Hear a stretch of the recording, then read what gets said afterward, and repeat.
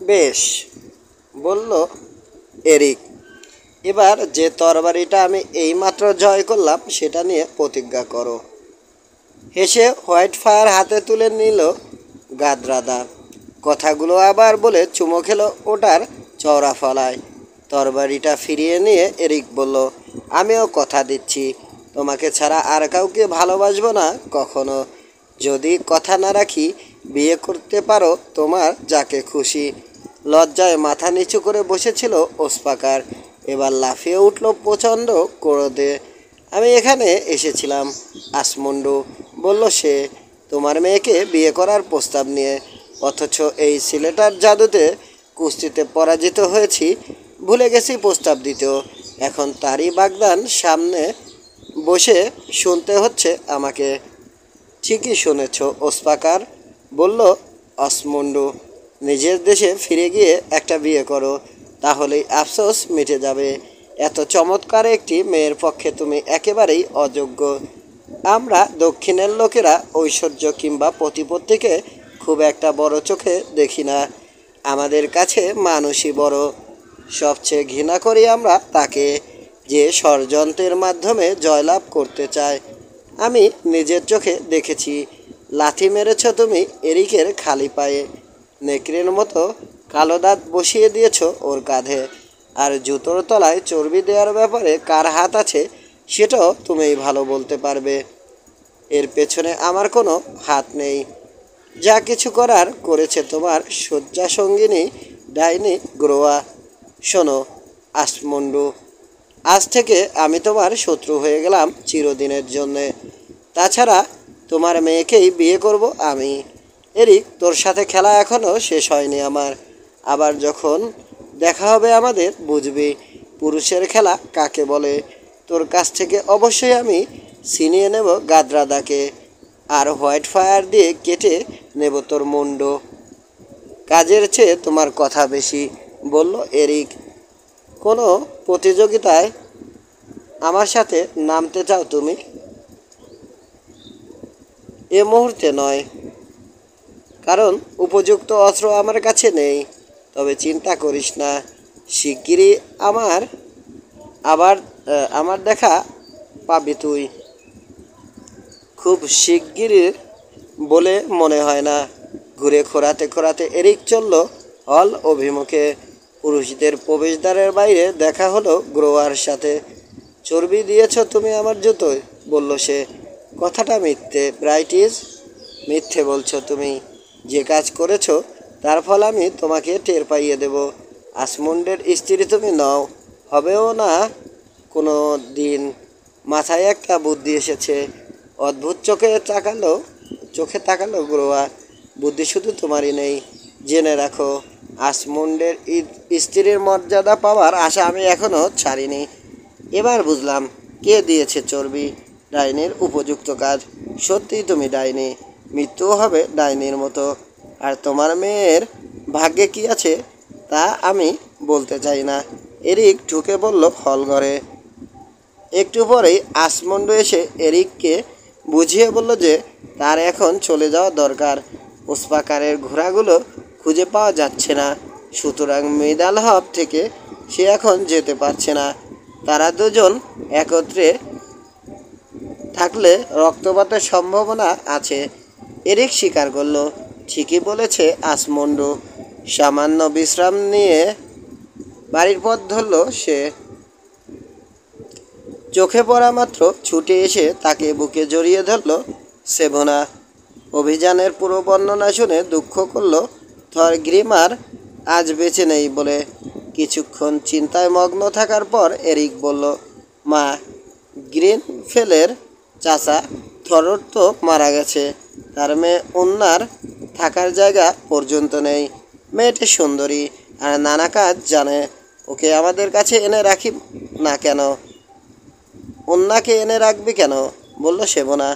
আমার ধারণা গাদ্রাদার সাথে বাগদান হয়ে গেছে তোর। রাখবো এই জন্যে, জবাব দিল এরিক। হাবভাবে মনে হয় আসমুন্ডু ভীষণ বিরক্ত ডাইনি গ্রোয়ার উপরে, আরেকটা বিয়ে করতে চায়। আমি ভাবছি বন্ধন দীর্ঘতর করার জন্যে আসমুন্ডের সাথে অন্যার বিয়ে দিলে কেমন হয়। গ্রোয়া এটা সহজে মেনে নেবে না।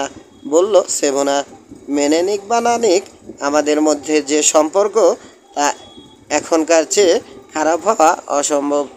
তুই যা ভালো বুঝিস বাবা। আগামীকাল লোক পাঠাবো ওনার কাছে, দেখি যদি আসে। আরও 3 দিন ওসপাকার থাকলো মিদালহপে।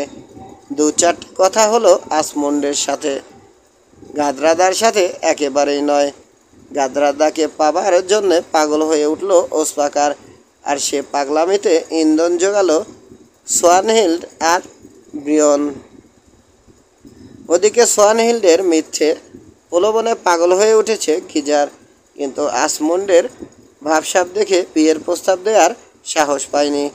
3 দিন পর ওসপাকার রওনা দিল সোয়াইনফেলের উদ্দেশ্যে। সেভুনার সাথে থাকার জন্যে উন্না এলো কোলব্যাকে। মেয়েটি সুন্দরী, হাসি খুশি। 2 বছর আগে বিয়ে হয়েছিল তার, কিন্তু বিয়ের 1 মাস যেতে না যেতেই সাগরে গিয়ে নিখোঁজ হয়ে যায় স্বামী। প্রথমে উন্নাকে ঈর্ষা করতে লাগলো গাদরাদা, কিন্তু এরিকের মুখে সব শুনে নেচে উঠল তার মন। সেও রেহাই পেতে চায় ঘৃণিত গ্রোয়ার হাত থেকে। এরিকের জুতোয় চর্বি দেওয়ার পর থেকে গ্রোয়াকে খুবই ঘৃণা করতে লাগলো আসমন্ড। মৃত্যুপথযাত্রী স্ত্রীকে দেয়া কথা আংশিক করেছে বলে ভীষণ অনুতপ্ত, আংশিক ভঙ্গ করেছে বলে ভীষণ অনুতপ্ত হলো সে। গ্রোয়াকে সে আর বিন্দুমাত্র পছন্দ করে না, অথচ তার হাত থেকে রেহাই পাবার উপায় নেই। তাছাড়া নানা দুষ্কর্ম করা সত্ত্বেও সোয়ানহিল্ডকে সে এখনও ভালোবাসে।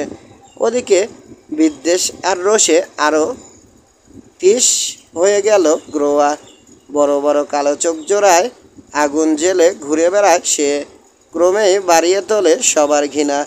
অল্প দিনের মধ্যেই আসমন্ড গেল কোলব্যাকে।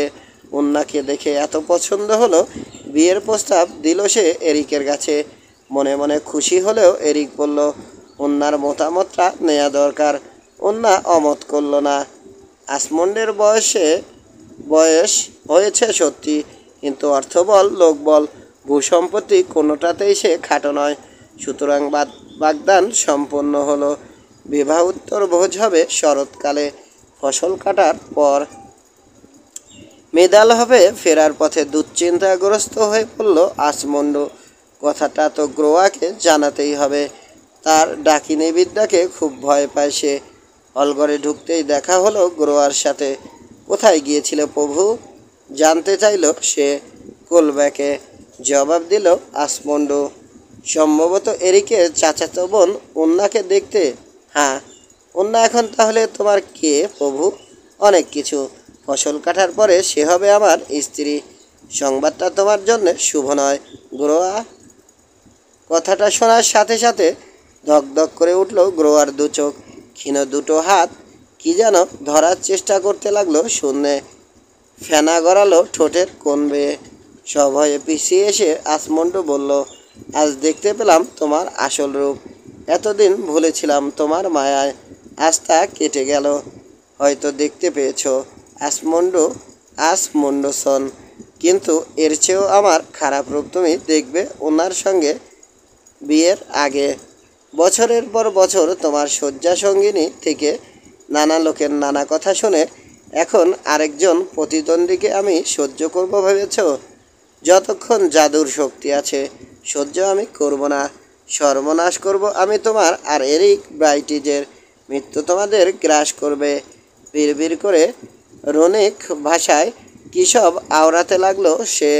ভীষণ ক্রোধে চোখ মুখ সাদা হয়ে গেল আসমন্ডের। এখনই বন্ধ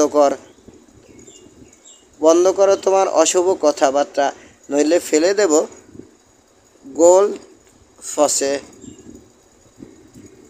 ফস।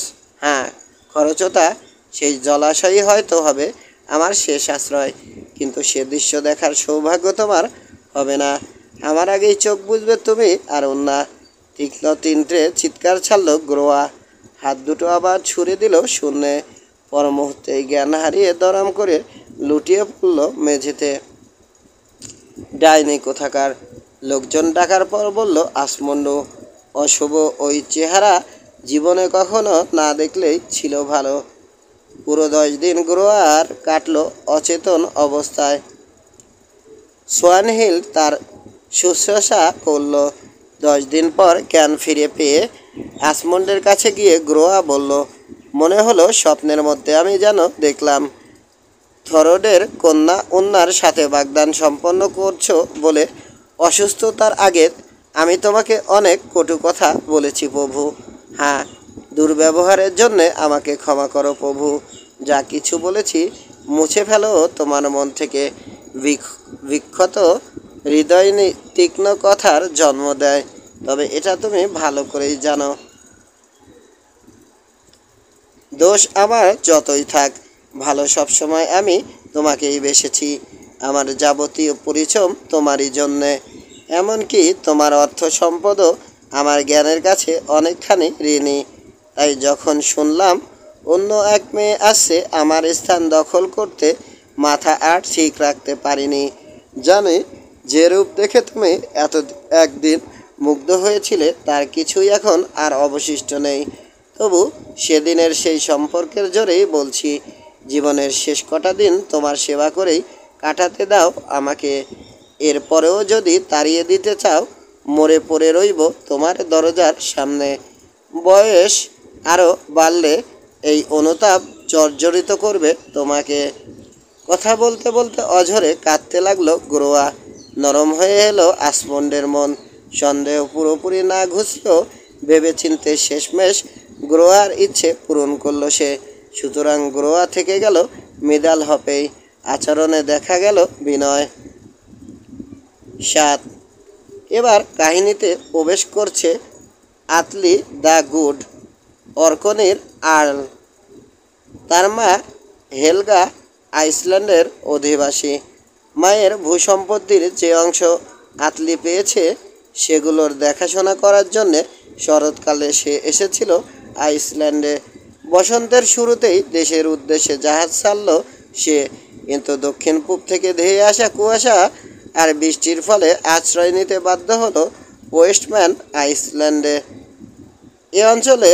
এই অঞ্চলে কারা বাস করে জিজ্ঞেস করে সে জানতে পারল আসমুন্ডসনের নাম। খুব খুশি হলো আতলি। জৈবনে একসঙ্গে তারা গেছে অনেক ভাইকিং অভিযানে।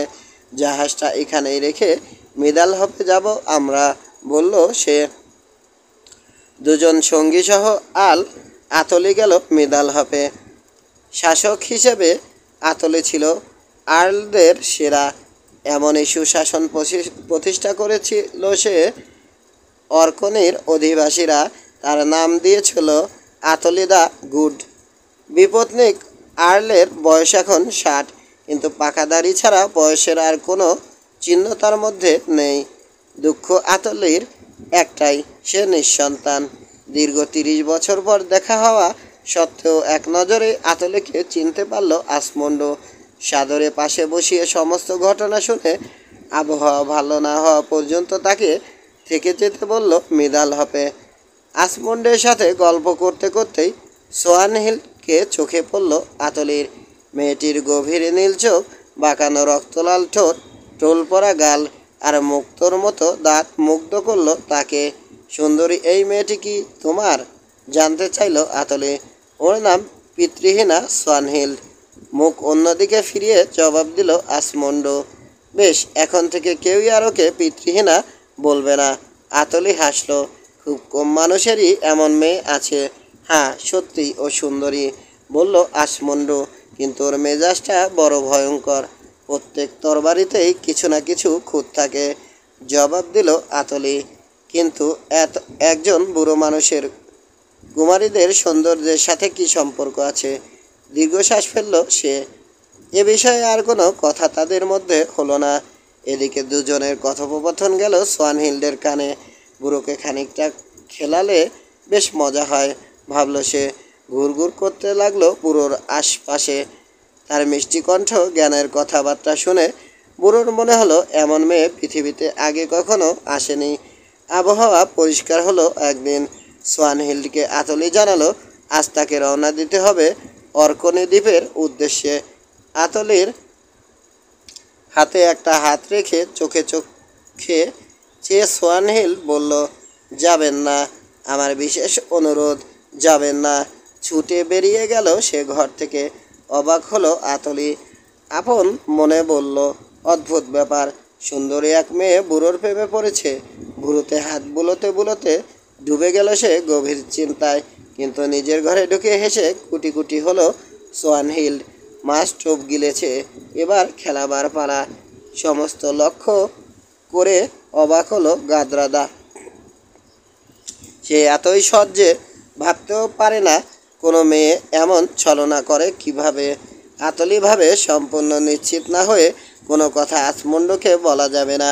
যুদ্ধ আর বীরত্বের গল্প শোনায় সে সোয়ানহিলকে। হাত জড়িয়ে ধরে সোয়ানহিল বলে, ওডিন ছাড়া আপনার মতো বীর কি আর কেউ ছিল? কাণ্ড দেখে ঠোঁট টিপে হাসে পরিচারিকারা। ফসল বোনা শেষ।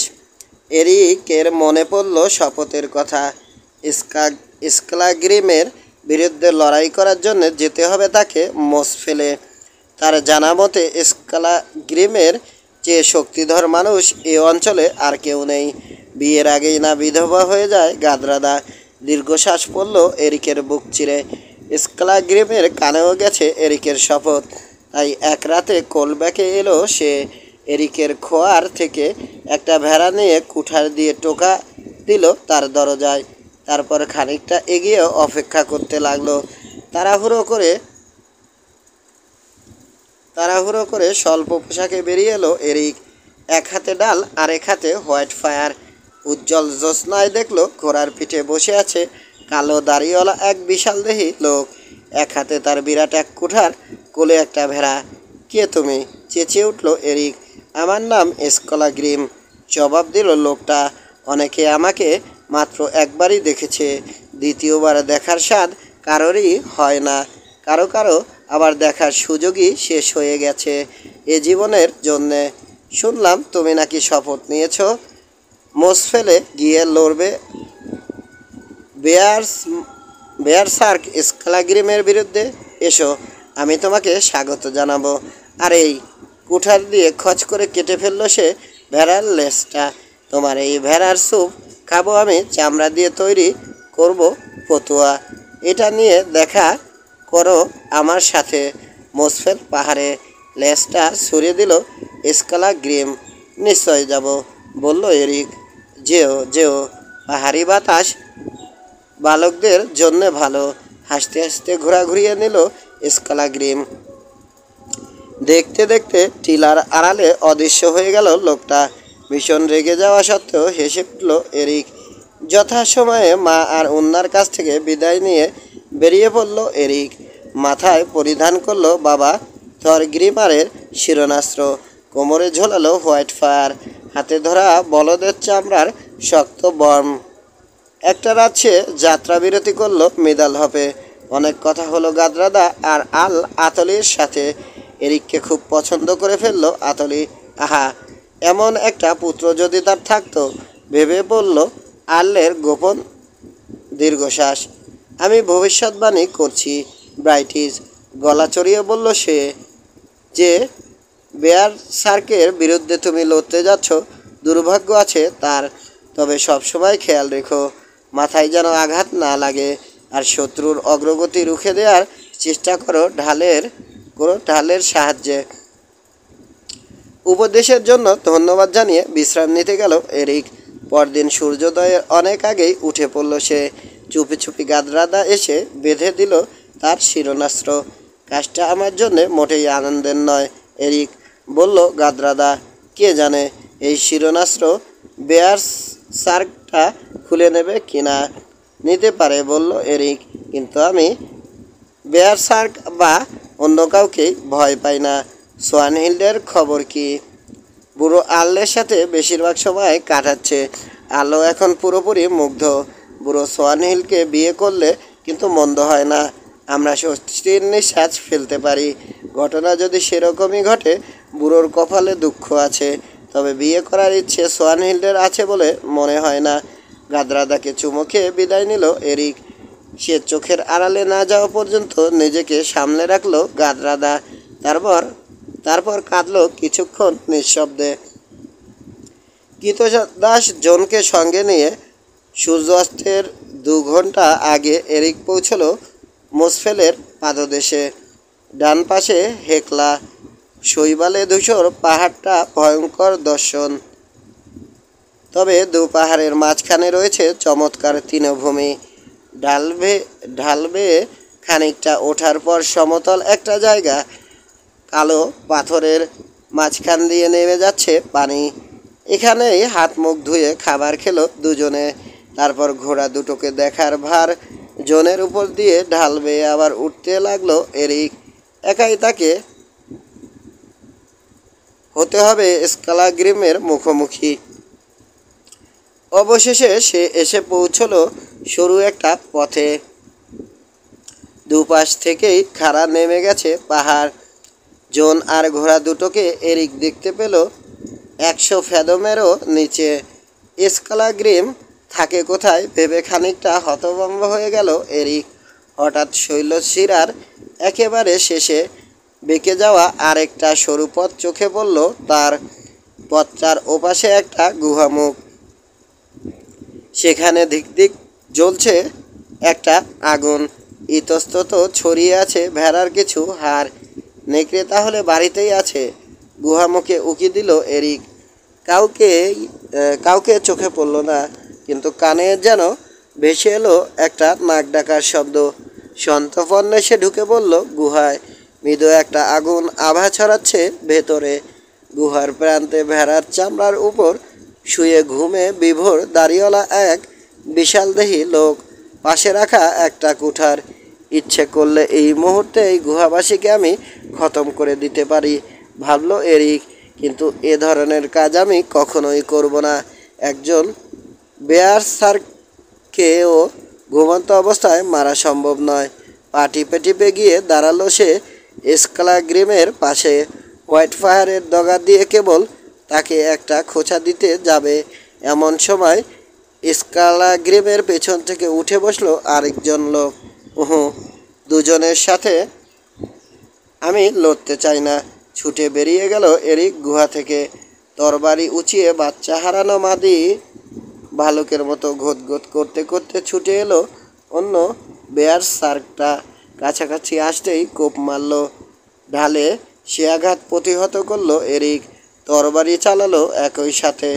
হোয়াইট ফায়ারের নিখুঁত কোপে মাথা নেমে গেল বেয়ারসার্কটার। মাটিতে কয়েকটা গড়ান দিয়ে স্থির হয়ে গেল, কিন্তু ছোটার গতিতেই মুন্ডহীন শরীরটা এগিয়ে গেল সামনে। শৈলশিরা টপকে সোজা আছড়ে পড়ল 100 ফ্যাদম নিচের পানিতে। এই প্রথম মানুষ নিহত হলো এরিক ব্রাইটিজের হাতে। হঠাৎ ঘটল অত্যন্ত অদ্ভুত এক ঘটনা। চোখ মেলে কথা বলে উঠল কাঠামুন্ডুতা। আমার দেহটা যেখানে গিয়ে পড়ল ঠিক সেখানেই গিয়ে পড়বে তোমার দেহটাও। সামান্য ভয় পেল এরিক। কাটামুন্ডের কথা বলাটা খুবই আশ্চর্যজনক ঠেকল তার কাছে। ভাবসাব দেখে মনে হচ্ছে আমাকে দানবের বিরুদ্ধেও লড়তে হতে পারে, বলল সে। তবে কথা যতই বলুক মাথাটা ও আর তরবারি চালাতে পারবে না। দ্রুত কমে আসছে দিনের আলো। যা করার করতে হবে এখনই। মুন্ডুটা গুহার ভেতরে গড়িয়ে দিল এরিক। এতই যখন কথা বলতে পারিস তোর সাথীকে নিয়ে গিয়ে বল এরিক ব্রাইটিজ এসেছে। দেখতে দেখতে গুহামুখে এসে দাঁড়ালো স্কালাগ্রিম। ডান হাতে কুঠার, বাম হাতে কাটামুন্ডু। পরনে তার একটা শার্ট। বুকের উপর বাঁধা এরিকের সেই ভেড়ার চামড়া। আমার সাথী কোথায়, বলল সে। পর মুহূর্তেই তার চোখ পড়ল এরিকের উপর। হোয়াইট ফায়ারে ভর দিয়ে দাঁড়িয়ে আছে এরিক। বেলা শেষের আলোয় ঝলমল করছে শিরোনাস্ত্র। তোমার সাথীর শরীরের একটা অংশ তুমি নিজের হাতেই ধরে রয়েছ স্কালাগ্রিম। বাদবাকি অংশ পেতে হলে নামতে হবে নিচে। তুমি কে, গর্জে উঠল স্কালাগ্রিম। এটা দেখলে হয়তো চিনতে পারবে। ভেড়ার লেজটা স্কালাগ্রিমের দিকে ছুঁড়ে দিল এরিক। চিনতে স্কালাগ্রিমের এবার আর বাকি রইল না। দেখতে দেখতে বেয়ারসার্কদের উন্মাদনা ভর করল তার উপর। চোখ পাকিয়ে কুঠার ঘোরাতে ঘোরাতে ছুটে এলো সে, কিন্তু এরিক তার তুলনায় অনেক বেশি ক্ষিপ্ত। চোখের পলকে হাঁটু গেড়েই সে তরবারি চালালো উপর দিকে। কুঠার দিয়ে আঘাতটা স্কালাগ্রিম প্রতিহত করলো ঠিকই, কিন্তু তীক্ষ্ণধার হোয়াইট ফায়ার তার কুঠারটাকে দ্বিখণ্ডিত করে ফেললো। ইচ্ছে করলে এখন খতম করে দেয়া যায় বেয়ার সার্কটাকে, কিন্তু নিরস্ত্র শত্রুকে হত্যার গ্লানি এরিক বহন করতে চায় না। তাছাড়া উন্মাদনার সময় বেয়ার সার্কদের শরীর যে কেমন শক্তি ভর করে সেটা পরীক্ষা করারও একটা ইচ্ছে জাগলো মনে। হোয়াইট ফায়ার ছুঁড়ে ফেলে এরিক বলল, এসো লড়াই করি খালি হাতে। মুহূর্তে ছুটে এসে তাকে জাপটে ধরল স্কালাগ্রিম। শক্তি ওসপাকারেরও ছিল ভীষণ, কিন্তু বেয়ার সার্কের শক্তির ধরনই যেন আলাদা। তরবারি ছুঁড়ে ফেলার জন্যে আফসোস হতে লাগলো এরিকের। সে বুঝতে পারল জয়ের চেষ্টা করে কোনো লাভ নেই এখন। ততক্ষণ পর্যন্ত অপেক্ষা তাকে করতেই হবে যতক্ষণ না উন্মাদনা কেটে গিয়ে স্কালাগ্রিম আবার স্বাভাবিক মানুষে পরিণত হয়। গড়াতে গড়াতে দুজন গিয়ে পৌঁছলো পাহাড়ের একেবারে কিনারে। জোর আরেকটা গড়ান দিলেই দুজনে নেমে যাবে সোজা 100 ফাদম নিচে। নিজেকে ছাড়াবার অনেক চেষ্টা করলো এরিক, কিন্তু পারল না। চকিতে মনে পড়ল তার গাদ্রাদার কথা। নিশ্চিত মৃত্যুকে বরণ করার জন্যে প্রস্তুত হলো সে। সূর্যের শেষ রশ্মি এসে পড়ল গ্রিমের মুখে। মুহূর্তে ঘটে গেল অদ্ভুত এক পরিবর্তন। ভয়ঙ্কর বেয়ার সার্কটা যেন পরিণত হলো এক বালকে। থাম, আমি শান্তি চাই। বজ্রকঠিন মুষ্টি শিথিল করে চিৎকার ছাড়ল স্কালাগ্রিম। লড়াইয়ের স্বাদ মিটে গেল। হোয়াইট ফায়ার কুড়িয়ে নিয়ে সোজা হয়ে দাঁড়ালো এরিক। আমার শক্তি নিঃশেষ হয়ে গেছে, বলল স্কালাগ্রিম। ইচ্ছে করলে আমার মুন্ডুটা কেটে নিতে পারো। না, তা আমি করব না, জবাব দিল এরিক। তুমি শত্রু হলে তোমার বীরত্বের তুলনা হয় না প্রভু, বলল স্কালাগ্রিম। তোমার হাতটা দাও তো। অবাক এরিক বাড়িয়ে দিল তার বাম হাত। ডান হাত বাড়ালো না প্রতারণার সম্ভাবনায়। প্রভু, আবার বলল স্কালাগ্রিম। তোমার চেয়ে শক্তিশালী মানুষ আমি জীবনে কখনো দেখিনি। উন্মাদনা ভর করলে 5 জন মানুষ আমার সাথে পাত্তা পায় না, অথচ তুমি আমাকে খালি হাতে হার মানালে। আমাকে জীবন ভিক্ষা দিয়েছ তুমি, আর তাই আজ থেকে এই জীবন তোমারই। এখন ইচ্ছে করলে আমাকে তুমি হত্যা করতে পারো, কিংবা নিতে পারো আমার সাহায্য নেওয়াটাই উত্তম হবে। আমারও তাই মনে হয়, বলল এরিক। তবে আউটল কিংবা গুহাবাসীদের আমি খুব একটা বিশ্বাস করি না। কে জানে ঘুমের মধ্যে তুমি আমাকে খুন করবে কিনা। তোমার বাহু থেকে কি গড়িয়ে পড়ছে, জানতে চাইল স্কালাগ্রিম। রক্ত, বলল এরিক। বাহুটা বাড়িয়ে দাও প্রভু। হাত বাড়িয়ে দিল এরিক। সে ক্ষত থেকে রক্ত ঝরছিল সেখানে মুখ লাগিয়ে স্কালাগ্রিম বলল, প্রতিজ্ঞা করছি আজ থেকে যে কোনো বিপদে আমি রক্ষা করব তোমাকে। তোমার সম্মানই আমার সম্মান, তোমার বাড়ি আমার উপাসনালয়। আজ থেকে আমি তোমার কৃতদাস, আজীবন তাই থাকব। আজ থেকে আমরা দুজন এক প্রাণ এক আত্মা, বাঁচব একসাথে, মরব একই সাথে। প্রতিজ্ঞার এক বিন্দুও যদি ভঙ্গ করি, স্বর্গের পরিবর্তে অনন্ত নরকবাস হোক আমার। শত্রুরা আমাকে তাড়া করে ফিরুক, পৃথিবীর এক প্রান্ত থেকে আরেক প্রান্তে ধরে খণ্ড বিখণ্ড করুক আমার অঙ্গ প্রত্যঙ্গ, কিংবা পাথর দিয়ে গুঁড়ো করুক সমস্ত হাড়। প্রেতাত্মারা আতঙ্কিত করুক, তান্ত্রিকেরা খেলুক অশুভ খেলা।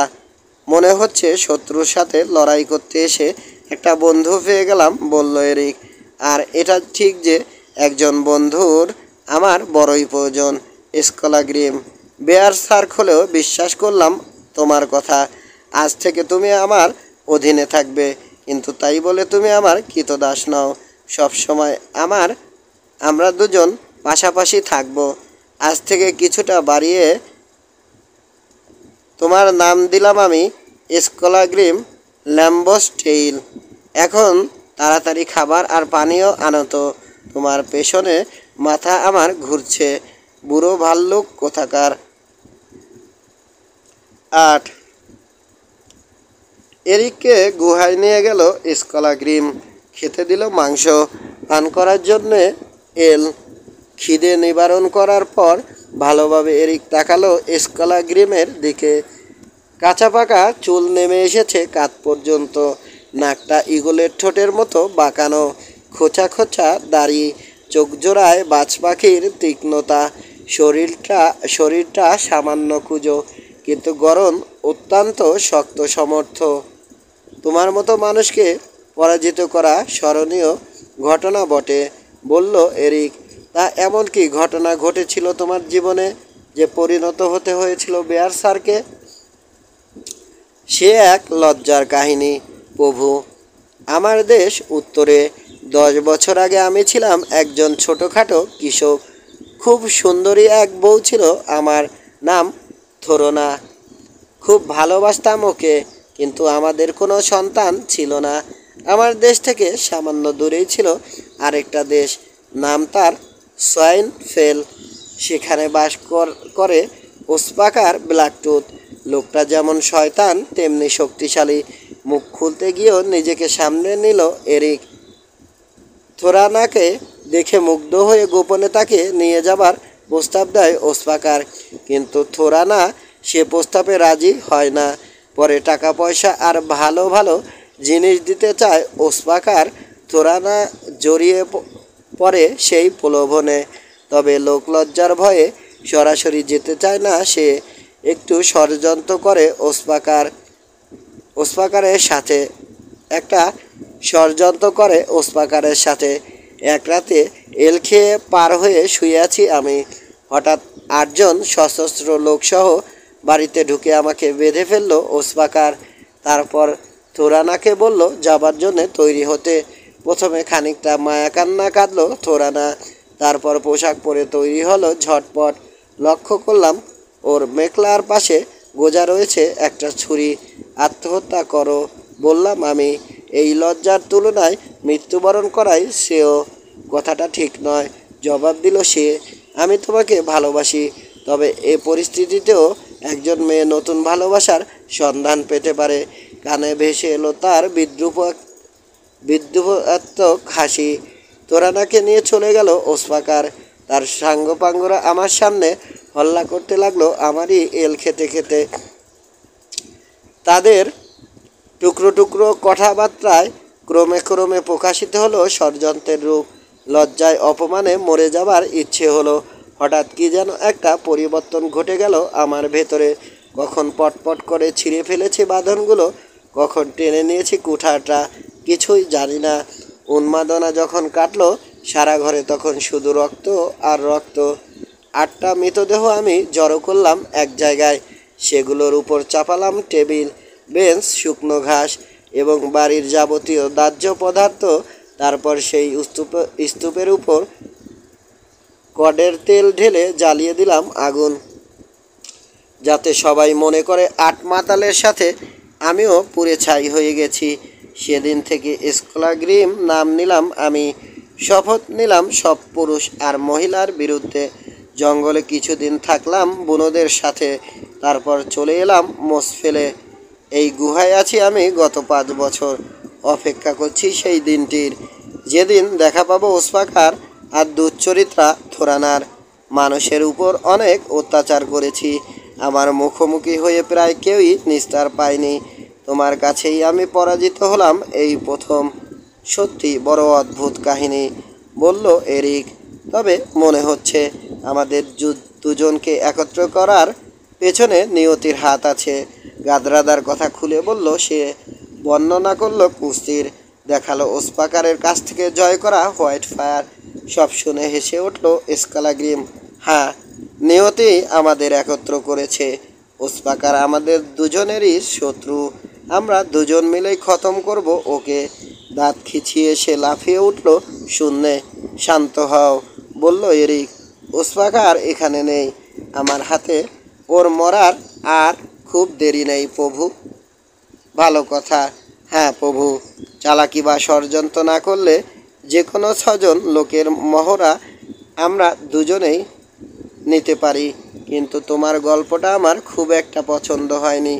বড় বেশি মেয়েদের চরিত্র তোমার গল্পে। ওরা পিঠের পেছনে ছুরি মারতে ওস্তাদ। তোমার জুতো তলায় চর্বি দিয়েছিল কে? একটি মেয়েই তো। পুরুষেরা তরবারি উঁচিয়ে ঝাঁপিয়ে পড়তে দ্বিধাবোধ করে না, কিন্তু প্রতারণা, মিথ্যাচার, ডাকিনী বিদ্যার বিরুদ্ধে তারা অসহায়। মেয়েরাও যা, পুরুষেরাও তা, বলল এরিক। কেউ কেউ ভালো, কেউ কেউ খারাপ, তা ঠিক প্রভু। তবু মেয়েদের কাছ থেকে যত দূরে থাকা যায় ততই মঙ্গল। তোমার কথাগুলো ওগুলো বোকার মতো, বলল এরিক। পাখি যেমন বাতাসের কাছে যায়, সাগর যেমন তীরের কাছে, তেমনি পুরুষ মেয়েদের কাছে যাবেই যাবে। ভালো বলেছ প্রভু, মাথা জাকালো স্কালাগ্রিম। দেখতে দেখতে দুজনেই আচ্ছন্ন হয়ে পড়ল গভীর ঘুমে। পরদিন ঘুম ভাঙল তাদের অনেকটা বেলায়। গুহামুখেই রয়েছে ক্ষুদে একটা জলাশয়। সেখানে হাত মুখ ধুয়ে নিল এরিক। তারপর স্কলাগ্রিম তাকে গুহাটা ঘুরিয়ে ঘুরিয়ে দেখালো। নানা লোকের কাছ থেকে নানা রকম অস্ত্রশস্ত্র জোগাড় করেছে সে। তোমার মতো লোকের পক্ষে জায়গাটা চমৎকার, বলল এরিক। এটা খুঁজে পেলে কিভাবে? আগে যে এখানে ছিল তাকে অনুসরণ করে। তাকে সরাসরি জিজ্ঞেস করলাম আপোষ বা লড়াই কোনটা তার পছন্দ। লড়াই পছন্দ করলো এবং মারা গেল। তাহলে মাথা কাটলাম কার? জানতে চাইল এরিক। ও একটা গুহাবাসী প্রভু। শীতে একা থাকতে ভালো লাগছিল না বলে ডেকে এনেছিলাম বেটাকে। আস্ত শয়তান একটা। মাঝে মাঝে বেয়ার সার্ক হয়ে ওঠা ভালো, কিন্তু মেজাজ সবসময় বেয়ার সার্কদের মতো হলে বড়ই মুশকিলের কথা। একটা কাজের কাজ করেছে ওর মুন্ডু কেটে। এবার এটা যাক তার ধরটাকে খুঁজতে। কাটামন্দুটা পাহাড়ের ধার থেকে গড়িয়ে দিল স্কালাগ্রিম। অবাক কাণ্ড কি জানো? কাটা পড়া সত্ত্বেও মুখটা কথা বলেছে আমার সাথে। বলেছে ওর ধর যেখানে গিয়ে পড়েছে আমার শরীরটাও ঠিক সেখানেই পড়বে। তাহলে তো বড়ই ভয়ের কথা প্রভু। ভবিষ্যৎবাণী করার ক্ষমতা ছিল লোকটার। গত পরশু রাতে ও বলছিল সূর্য আরেকবার অস্ত যাবার আগেই তার মাথা ছিঁড়ে যাবে তার দেহ। কে জানে, ওর ভবিষ্যৎবাণী সত্য হতেও পারে, বলল এরিক। আমাকে এখন যেতে হবে পাহাড়ের নিচে আমার কৃতদাসটার কাছে, নইলে ও ভাববে লড়াইয়ে আমি পরাজিত হয়েছি। শৈলশিরার প্রান্তে গিয়ে দাঁড়ালো স্কালাগ্রিম। তীক্ষ্ণ চোখে পর্যবেক্ষণ করতে লাগলো নিচের সমভূমি। তাড়াহুড়োর কোনো প্রয়োজন নেই প্রভু, বলল সে। ওই চলে যাচ্ছে তোমার কৃতদাস, তোমার ঘোড়াসহ। ও ধরে নিয়েছে, ফেরার সম্ভাবনা তোমার আর নেই। ওটা একটা আস্ত গর্ধব, রাগত্ব স্বরে বলল এরিক। মিডাল হপে গিয়ে আমার মৃত্যু সংবাদ দেবে ও। অযথা দুঃখ পাবে কেউ কেউ। এক কাজ করি, বলল স্কালাগ্রিম। গোপন এক গিরিখাতে ঘোড়া বেঁধে রেখেছি, চলো দুজনেই যাই মিডাল হপে। বেশ, বলল এরিক। অস্ত্রশস্ত্রে সজ্জিত হও তুমি, তবে মনে রেখো আমার সাথে থাকতে হলে লড়াইয়ের সময় ছাড়া আর কখনোই বেয়ার সার্কের মেজাজ চলবে না। তোমার কথা আমি মেনে চলবো, বলে গুহায় ঢুকলো স্কালাগ্রিম। মাথায় আটলো কালো ইস্পাতের শিরনাস্ত্র, বুকে শেকলের বর্ম। তারপর পাহাড় থেকে নামতে লাগলো দুজনে। জঘন্য পথ, বলল এরিক। তবু এ পথে তুমি ঠিকই এসেছিলে। এ জীবনে এখানে আসার ইচ্ছে আর নেই, অথচ তোমার সঙ্গীটি বলেছে এখানেই নাকি আমার মৃত্যু হবে। কিছুক্ষণ বুকটা ভারী হয়ে রইল এরিকের। স্কালাগ্রিম তাকে নিয়ে গেল গোপন সেই গিরিখাতে। চমৎকার ঘাস খাচ্ছিল তিনটে ঘোড়া। ঝটপট দুটো ঘোড়ার পিঠে জিন চাপিয়ে উঠে পড়ল দুজনে।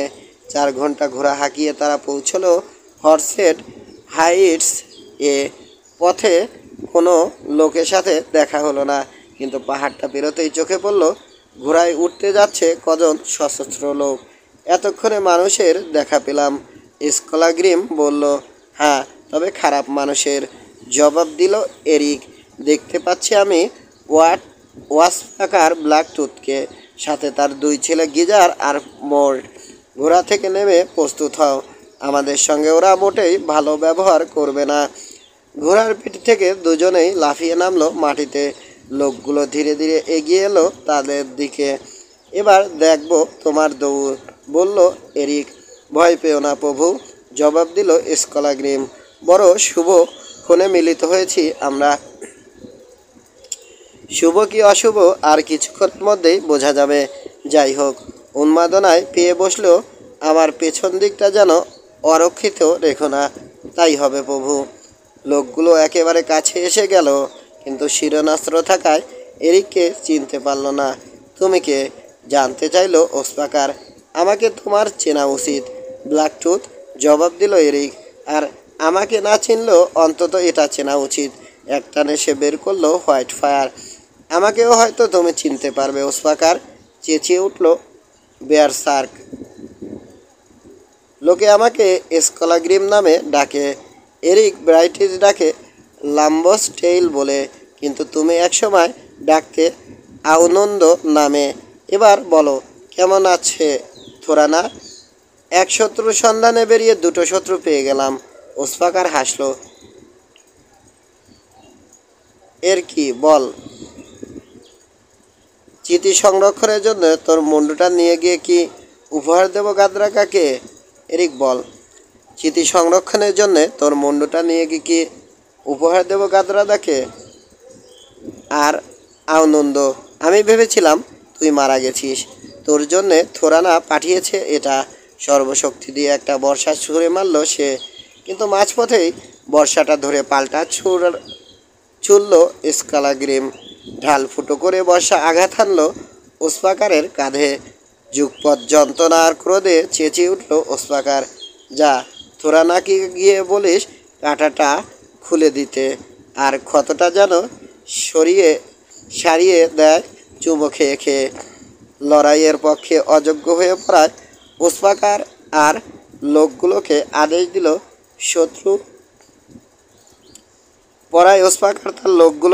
দিল শত্রু দুজনকে খতম করতে। শুরু হলো লড়াই। একজন কুঠার চালালো এরিকের দিকে ছুটে গিয়ে ঢালের একটা পাশ ছাঁটাই হয়ে গেল। সামান্য নিচু হয়ে হোয়াইট পার চালালো এরিক। হাঁটুর নিচ থেকে দুটো পায় বিচ্ছিন্ন হয়ে গেল, মাটিতে লুটিয়ে পড়ে তৎক্ষণাৎ প্রাণ ত্যাগ করলো লোকটা। ছুটে এলো আরেকজন, কিন্তু আঘাত হানার আগেই হোয়াইট ফায়ারের আঘাতে চিরে গেল তার ঢাল। পালালো সে রণে ভঙ্গ দিয়ে। একজন মারা গেল স্কালাগ্রিমের হাতে, আরেকজন মারাত্মকভাবে আহত।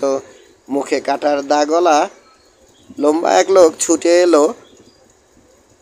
এসে তরবারি চালালো এরিকের পা লক্ষ্য করে। লাফিয়ে উঠল এরিক শূন্যে, পা আবার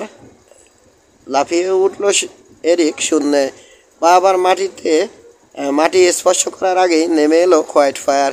ফাঁক হয়ে গেল লোকটার কাঁধ থেকে বুক। এবারে একসাথে দুজন ছুটে এলো দুপাশ থেকে। ডান পাশের লোকটার তরবারির খোঁচায় ফুটো হয়ে গেল এরিকের ঢাল, কিন্তু ওই অবস্থাতেই ঢাল ধরে এমন এক মোচড় দিল সে, তরবারি ছুটে গেল লোকটার হাত থেকে। এ সময় মাথার উপর তরবারি তুলল বাম পাশের লোকটা। ব্যাপারটা দেখে ফেললো স্কালাগ্রিম, নইলে এরিকের মৃত্যু আর কেউ ঠেকাতে পারত না।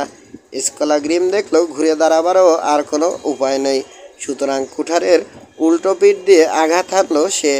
থ্যাস করে বিদঘুটে একটা শব্দ হলো, পেরিয়ে গেল লোকটার মগজ। মুহূর্ত পরেই এরিকের তরবারি ভেদ করলো অন্য লোকটার বুক। আরেকটা শত্রু মারা পড়ল স্কালাগ্রিমের হাতে। একটু পরেই উন্মাদনা ভর করলো তার উপর। পিছু হটল পুরো দলটা। ঘোড়ার পিঠে বসেই চিৎকার করে উঠল ওসপাকার, এগিয়ে যা কাপুরুষের দল, খতম করে দে দুজনকেই। কিন্তু কেউই এগোলো না। 20 জনের মধ্যে এমন কেউ নেই যার নতুন ধরনের কোনো লড়াইয়ের স্বাদ আছে। এরিকের কণ্ঠে বিদ্রুপের আভাস। কথাটা যেন আগুন ধরিয়ে দিল মোর্ডের গায়ে। ঢাল উঁচিয়ে ছুটে এলো সে, কিন্তু গিজার এলো না, কারণ সে একটা কাপুরুষ। মোর্ডের মুখোমুখি হবার জন্য ঘুরে দাঁড়ালো স্কালাগ্রিম, কিন্তু এরিক তাকে বাধা দিল। এই শিকারটা আমার বলে পা বাড়ালো সে। মোর্ড শক্তিশালী মানুষ, তাছাড়া এতক্ষণ চুপচাপ ছিল বলে সে লড়তে লাগলো পূর্ণ শক্তি দিয়ে। এক পর্যায়ে তার প্রচণ্ড আঘাতে চূর্ণ বিচ্ছিন্ন হয়ে গেল এরিকের ঢাল। একটু পরেই আরেক আঘাতে জখম হলো কাঁধের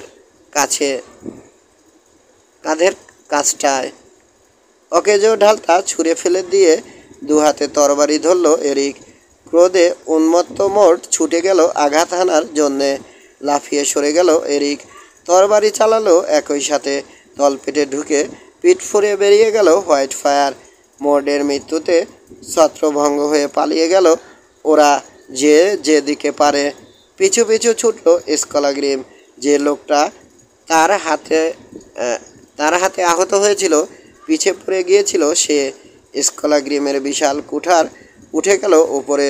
পর মুহূর্তেই নেমে এলো ভয়ঙ্কর বেগে। মানুষ আর ঘোড়া মারা পড়ল একই সাথে। উন্মাদনা কেটে গেল স্কলাগ্রিমের। হোয়াইট ফায়ারে ভর দিয়ে এরিক বলল, চলে যাও স্কলাগ্রিম, তোমাকে আমার প্রয়োজন নেই। যেমন তোমার ইচ্ছে প্রভু, জবাব দিল বেয়ারসার্ক। কিন্তু তোমার কোনো ক্ষতি আমার হাতে হবার সম্ভাবনা ছিল না।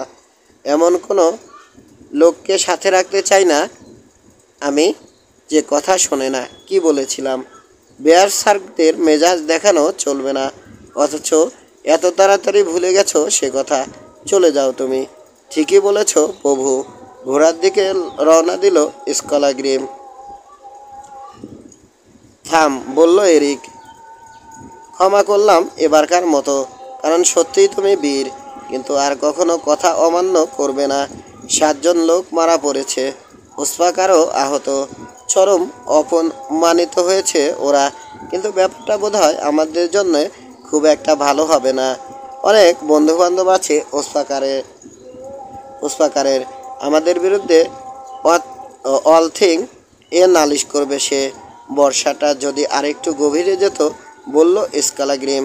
ওসপাকারের সময় এখনও আসেনি, জবাব দিল এরিক। তবে আমাদের কথা ও সহজে ভুলবে না। নয়। সারা রাতেও যখন এরিক ফিরল না, জন ভাবল এরিক মারা পড়েছে স্কালাগ্রিমের হাতে। সুতরাং পরদিন বেলা উঠলে রওনা দিল সে মিদালহফের উদ্দেশ্যে। এরিকের প্রতীক্ষায় দাঁড়িয়েছিল গাদরাদা। হঠাৎ একটা ঝিলিক চোখে পড়ল তার। ওই দেখো, সোয়ানহিল বলল পাশ থেকে। এরিক আসছে। এরিক নয়, ওর কৃতদাস, জবাব দিল গাদরাদা। এরিকের জয়ের সংবাদ নিয়ে আসছে। নিঃশব্দে দুজনেই অপেক্ষা করতে লাগলো জনের। ব্রাইটিদের সংবাদ কি? চেঁচিয়ে উঠল সোয়ানহিল্ড। জিজ্ঞেস করার প্রয়োজন নেই, বলল গাদরাদা। ওর চেহারা দেখেই বোঝা যাচ্ছে। সমস্ত ঘটনা খুলে বলল জন। হলঘরে এলো গাদরাদা, মুখ মরার মতো সাদা। আসমন্ড জানতে চাইল তাকে এমন দেখাচ্ছে কেন। জবাবে একটা গান ধরল গাদরাদা। গানের মধ্যেই বর্ণিত হলো এরিকের মৃত্যুর কাহিনী। গান শেষ হবার সাথে সাথে কোনো দিকে না তাকিয়ে হলঘর ত্যাগ করলো গাদরাদা। আহা, যাক যাক, বলল আল আতলি। শোকের পক্ষে নির্জনতাই উত্তম। খুব খারাপ লাগছে এরিকের কথা ভেবে। আমার সাথে দেখা হলে মজা বুঝতো বেয়ারসার্কটা। আগামী গ্রীষ্মেই ওর সাথে লড়তে যাব আমি। এরিকের মৃত্যু সংবাদে বুকটা ভেঙে যেতে চাইল আসমন্ডের। কিছুক্ষণ একা থাকার জন্যে গাদরাদা এলো গোল্ডেন ফলের পাশে, কিন্তু তাকে অনুসরণ করলো সোয়ানহিল্ড। এখানে তোমার কি প্রয়োজন সোয়ানহিল্ড? জিজ্ঞেস করলো সে। আমাকে বিদ্রুপ করতে এসেছো? না, তোমাকে করলে সে বিদ্রুপ যে আমার গায়েও লাগবে। আমরা দুজনেই এরিককে ভালোবাসতাম, তাই এসেছি একত্রে দু ফোঁটা চোখের পানি ফেলতে। এসো, আজ থেকে সমস্ত ঘৃণা ভুলে যাই আমরা। ঠান্ডা চোখে তাকালো গাদরাদা। দূর হও এখান থেকে, তোমার সাথে একত্রে কাঁদার কোনো ইচ্ছে আমার নেই। ঠোঁট কামড়ে ধরল সোয়ানহিল্ড। বেশ, শান্তির প্রস্তাব তোমাকে আমি আর দেব না। ঘৃণা আমার দিনে দিনে বৃদ্ধি পাবে, যা শেষমেশ ডেকে আনবে তোমার মৃত্যু। ব্রাইটিস মারা গেছে, নিজের চিন্তা আমি আর করি না। সোয়ানহিল্ড চলে গেল, তবে খুব বেশি দূরে নয়। ঘাসের একটা ঝোপের আড়ালে উপর হয়ে মাটিতে শুয়ে শোক করতে লাগলো সে। চোখ দিয়ে এক ফোঁটা পানিও বেরোলো না। প্রধানত ভাবল সে নিজের নিষ্ফল অতীত আর শূন্য ভবিষ্যতের কথা। কিন্তু গাদরাদার শোক বড় গভীর।